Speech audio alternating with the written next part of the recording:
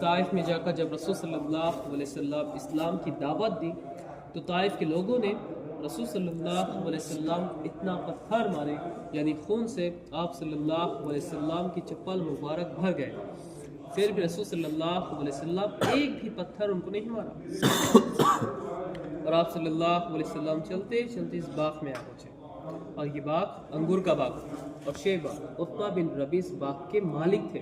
اور یہ عتبہ جنگ بدر میں مشرکین کا لیڈر تھا۔ اب لوگ ہندا کو جانتے ہو، ہندا ابو سفیان کی وائف عتبہ کی بیٹی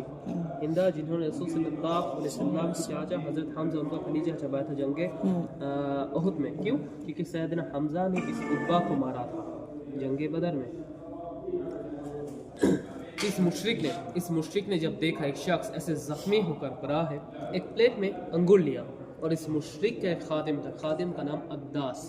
عداس کو بلایا اور انگور دے کر کہا وہ جو شخص پڑا ہوا ہے اس کو دے کے آؤ۔ تو عداس جب تھوڑے سے انگور لے کے گئے تو رسول صلی اللہ علیہ وسلم بسم اللہ الرحمن الرحیم کہہ کر شروع کرتے، تو عداس نے کہا رحمان اور رحیم یہاں پہ تو کوئی نہیں کہتا، یہ لفظ تو میں پہلی بار سنا ہوں۔ تو رسول صلی اللہ علیہ وسلم عداس کو پوچھا تم کہاں سے ہو؟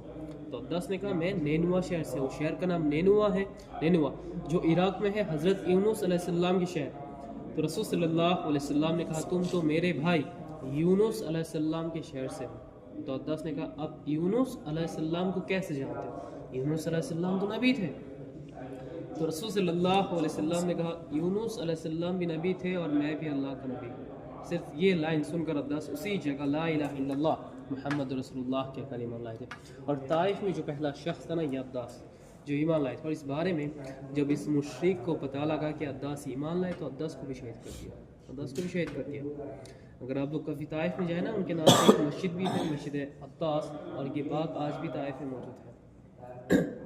اور مکہ سے طائف 100 کلومیٹر دور ہے۔ اور طائف میں اور ایک مسجد ہے، مسجد عباس رسول صلی اللہ علیہ وسلم کی چاچا تھے،